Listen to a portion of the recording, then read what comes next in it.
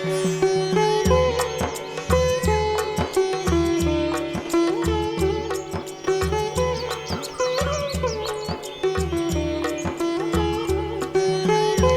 फसल एक गुरुत्वपूर्ण अवस्था पिल अवस्था यही समय गचर द्रुत वृद्धि होता है नुआ पिल बाहर थाए पिल संख्या वृद्धि होता है जहाँकि अमल बढ़िया साहाय्य करए धान गच प्रथम पिल बाहर ठारू थोड़ बाहर पर्यंत पिल अवस्था कही था ये पिल अवस्था साधारणतः धान रोइबार 18 दिन रु 50 रु 55 दिन मध्य रही है।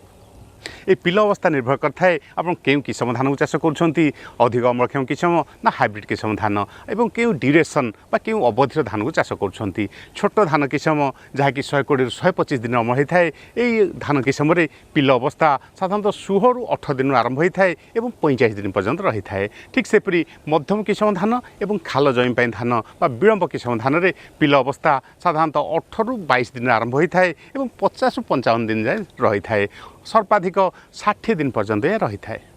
हाराहारी धरिया गले धान पिल अवस्था धान रोइबार 18 रु 22 दिन साधारणतः आरंभ होता है। धान पिल अवस्था गच अधिक क्रियाशील होता है से यही समय अधिक नाइट्रोजेन सार बा शीघ्र नाइट्रोजेन सार जोगे पारुथिबा बा यूरिया सार आवश्यक पड़ता है। ता छड़ा माटी मध्य प्रस्तुत रहा दरकार जहाँकि खाद्य को रूपांतरित करी गछ को जोगे दे परिवो कारण यूरिया सार खूब शीघ्र नष्ट हो जाता है अर्थात पानी धोई जाता है बाष्प होकर उड़ी जाता है। धान पिल अवस्था केवल नाइट्रोजेन सार अधिक पिल दे था ताहा नु बरम फस्फरस सार और पोटास सार बहुत बड़ भूमिका रही। फस्फरस सार साधारण चेर वृद्धि साहाय्य करए फल गछ सार और अणुसार चेर माध्यम ग्रहण कर पारि है। सेपरी पोटास सार प्रस्तुत होता कार्बोहाइड्रेट को गोटे स्थान रु आ गोटे स्थान को स्थानांतरित करए ता छड़ा रोगपोक सहन शक्ति बढ़ाई थाए। किंतु जब फस्फरस और पोटास सार को आप मूल सार हिसाब से जपरी डीएपी सार ग्रोमर सार हिसाब से प्रयोग करते तो पिल अवस्था या प्रयोग करने आवश्यक ना। तेणु धान फसल पिल अवस्था जैविक सार सार और अणुसार सठिक परिचालना करें गच द्रुत वृद्धि हो और पिल संख्या वृद्धि हे। मु अरविंद साहु कृषिविद कृषि संपदा कार्यक्रम को आप स्वागत।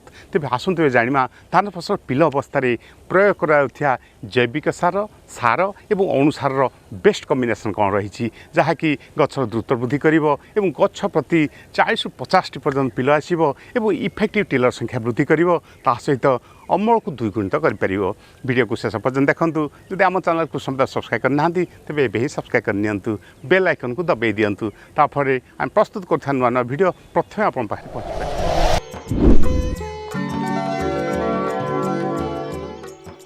धान पिल अवस्था आप क्यों सार अणुसार को प्रयोग कर कमेंट बॉक्स लिख। धान पिल अवस्था धान गछ जुवा अवस्था यही समय गछ जी सार ग्रहण कर से हिसाब से यार वृद्धि हो पार और पिल संख्या बढ़ी पार से प्रथम माटीर अम्लता परिचालना करूँ तापर सार और अणुसार को अनुमत परिमाण प्रयोग करूँ। गचर जाइलेम सेल माध्यम गच खाद्य ग्रहण करए और फ्लोएम सेल माध्यम प्रस्तुत होता कार्बोहाइड्रेट को गोटे स्थान आ गोटे स्थान को नहीं थाए। तेणु गचर जाइलेम सेल माध्यम सार और अणुसार ग्रहण कर क्षमता को वृद्धि करने माटीर अम्लता परिचालन करने आवश्यक रही। तेणु पिल सार प्रयोग करने समय प्रथम सार जैविक सार होगा आवश्यक रही। जो चाषी भाई मैंने जमी प्रस्तुत करने समय गोबर खत प्रयोग करना कि धनिया को चाष करना से चाषी भाई मैंने पिल सार प्रयोग करने समय जैविक सार को निश्चित प्रयोग करूँ। जैविक सार हिसाब से आम सीवीड एक्सट्राक्ट कि सामुद्रिक शैवाल जातीय जैविक सार व्यवहार करवा कि ह्यूमिक एसिड को व्यवहार करें। तेणु सीवीड एक्सट्राक्ट रही बायोजाइम सागरिका जेड प्लस ये सब जैविक सार को आम एकर प्रति 10 केजी हिसाब से प्रयोग करें। ठीक सेपरी बायोभिटा यदि व्यवहार कर एकर प्रति 5-8 केजी हिसाब से प्रयोग करूँ। धनजाइम गोल्ड व्यवहार करते एकर प्रति 5 केजी हिसाब से प्रयोग करी सहित सार अनुसार को मिसे प्रयोग करने आवश्यक रही। किंबा जब आम ह्यूमिक एसिड को व्यवहार करुचे ताहले विभिन्न प्रकार ह्यूमिक एसिड मार्केट मिलूँ जेपरिक फ्यूराग्रो या एकर प्रति 8 केजी हिसाब से प्रयोग करूँ कि जिब्रस या एकर प्रति 1 लिटर हिसाब से व्यवहार करें। तो प्रथम जैविक सार को व्यवहार करूँ सहित सार और अणुसार को मिसई जमी प्रयोग करें।